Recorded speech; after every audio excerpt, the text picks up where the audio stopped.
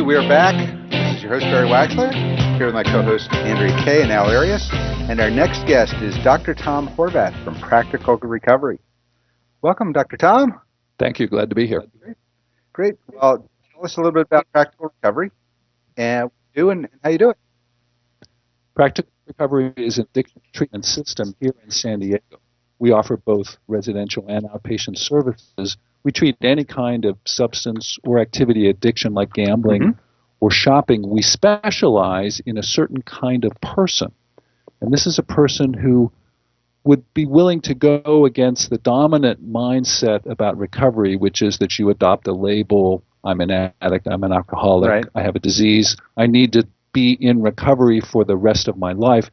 And instead, we appeal to people who would like to address the problem, which often takes longer than people expect, but ultimately move beyond it and become fully empowered and then go on to lead a meaningful life. Often these individuals are leading meaningful lives already, but addiction is getting very much in the way.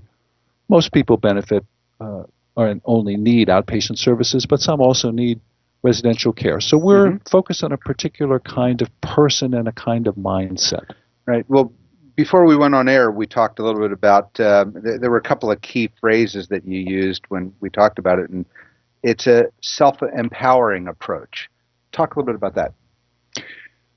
Rather than accepting that I'm powerless and I will never on my own be able to deal with this problem, we are helping people build up their sense of values, their motivations, their capacity to cope with craving, their capacity to resolve underlying and related problems like depression or anxiety or relationship problems, whatever they might be, and actually move forward on all of those issues to lead a meaningful life. Right. So it almost sounds like the difference between, in other types of medicine, the difference between trying to mask a problem versus fix the problem. That's what I get out of this. Is that correct? Well, the alternative approach that I've been talking about contrasts with the 12-step powerlessness disease model approach, which is a fine model for some people. We're not opposed to that approach, but the model doesn't sit well with everyone. The psychological variable underneath it is called locus of control. Most people who are educated, particularly college degree or more, will understand this notion very easily, but it applies to anybody across the educational spectrum.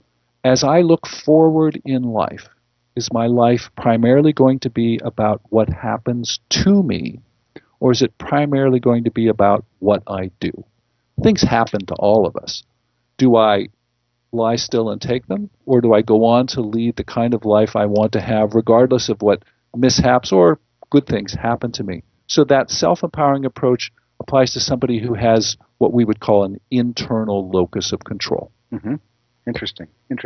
Now, you've written a book about this, have you not? That book is entitled Sex, Drugs, Gambling, and Chocolate. Oh, doctor. Doctor, it's like a stab right in my heart. I know. A bestseller. And Andrea went and made sure she baked up her own little homemade brownies here to put them right in front of us. It's my cry for help, doctor. I mean, is there seriously such a thing as a chocolate addiction? The way to define an addiction is to look at the costs versus the benefits. You are, people won't know this from radio, but you're a slender person. So however much chocolate and brownies you're eating is not doing you any damage in that regard. And oh, thank you. So it's all about a cost-benefit analysis. Oh, excellent. Okay. Yeah, Wow. See, I'm the opposite. What are you talking about? You look great. You look awesome. One of the things that you learn by doing addiction treatment is that we can identify problems that all of us have. Somebody may be really good about health, but maybe their finances are a mess, or they're great in their relationships, but they're really messy.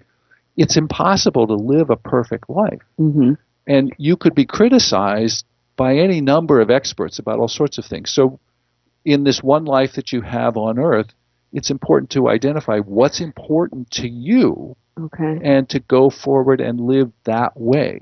And which issue is really critical enough to where, I mean, it's like you're saying, my chocolate consumption evidently isn't so bad that it's causing me health problems, so I don't need to deal with that. An issue, you deal with the issues, it sounds like, that are so big that they're causing problems in your life. Is that when you know it's time to deal with something?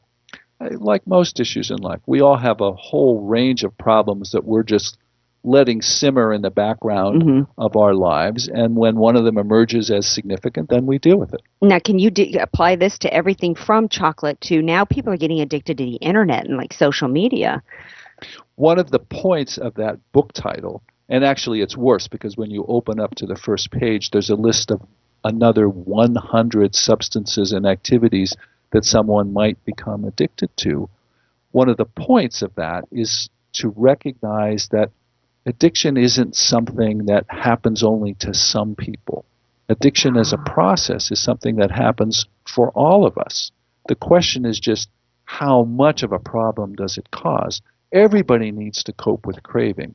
There are a few people in the world who've never tried to lose weight, but most of us have. And you need to understand that cravings are time limited, they're not going to force you to do anything, and they won't harm you. So when you can ride out cravings, you gain control of whatever you wish to gain control of. Now, I've been open about my cravings. Barry, anything you want to share? Besides your craving to do spin classes, which is like insane. Oh, yeah. Well, I'm just going to shift gears on you right there and see that you're the president of Smart Recovery. Tell me about that. So I'm going to respect your confidentiality, and I also will not press you on that point. And I just want to emphasize that confidentiality is one of the most crucial parts of any kind of professional treatment. So we will honor your request for privacy Thank here. you. And Smart Recovery, the services of Practical Recovery are relatively expensive. Providing good treatment is not cheap. However, we are also a major supporter of Smart Recovery, which is a nonprofit organization worldwide in San Diego with over 24 meetings, and these meetings are free of charge. I just conducted one last night. You can find the whole worldwide list of meetings at smartrecovery.org, and this is a place where people come together to talk about how to apply this self-empowering approach in their own lives. And I've been president of this organization for 18 of its 20 years, so I'm deeply involved in it. It's my primary volunteer activity. Wow. You're listening to Close Up on San Diego Business here on KFSD AM 1450 and financialnewsandtalk.com.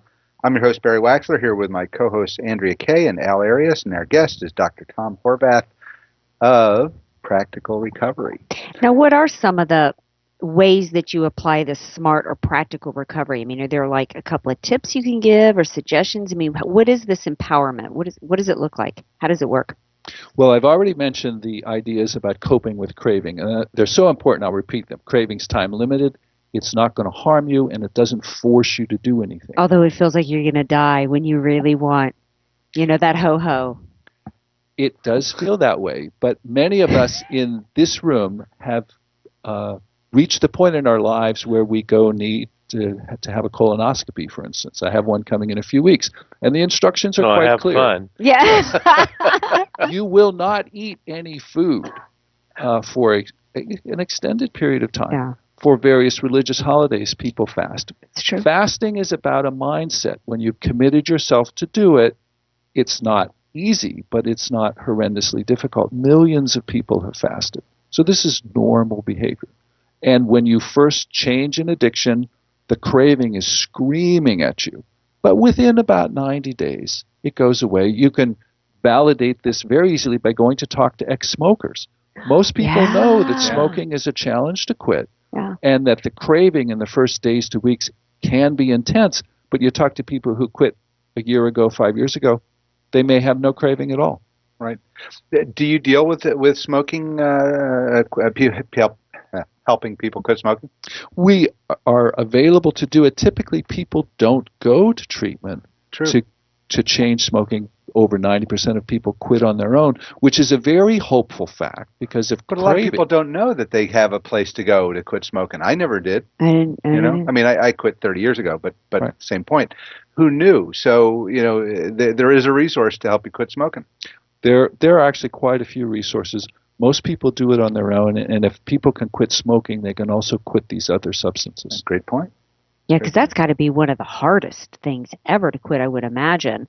But it's interesting you should bring up smoking because before the show you said that there's different mindsets. There's some people who think that you're always an addict and you're always in recovery, and your message is that's not always the case. You can be completely recovered, and ex-smokers can be some of the most anti-cigarette people you'll ever be around, right? Yes.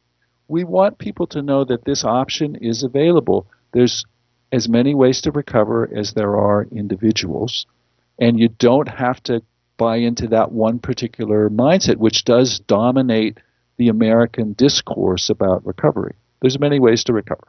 Great. Well, we're starting to cut short on time, so let's tell our listeners how they can get in touch with you. Practicalrecovery.com is our website, practicalrecovery.com, and everything that somebody needs is there. And the website for Smart Recovery is smartrecovery.org, and there's also a local website, smartrecoverysd.org. So those will be the portal to all the resources someone might need. Okay. And how can somebody get a hold of your book? Sex, Drugs, Gambling, and Chocolate is on Amazon, and it's been there. It's now in the second edition. It's been there for quite some time, so that's an easy way to get to it. Great. Well, it's been a pleasure having you with us. Any advice you can give to Andrea before we go about giving up on the chocolate? Well, now she's holding the coffee. Uh-oh. So if she's holding the coffee like it's her child, okay? Exactly. Well, coffee kind of is, and my chocolate. Yeah. These are my babies. So great. Well, thanks for being with us. We appreciate it. I look forward to following up with you and getting more information as time goes on. Very good. Thank you. Great. You're listening to Close Up on San Diego Business, where we get up close and personal with homegrown San Diego businesses and the people that are working hard to make a difference in our community. This is financialnewsandtalk.com. I'm your host, Barry Waxler. We'll be back with more homegrown business Close Up, and we will have with us, it's the addiction maker, Mr. John Vallis, Swell Coffee Company.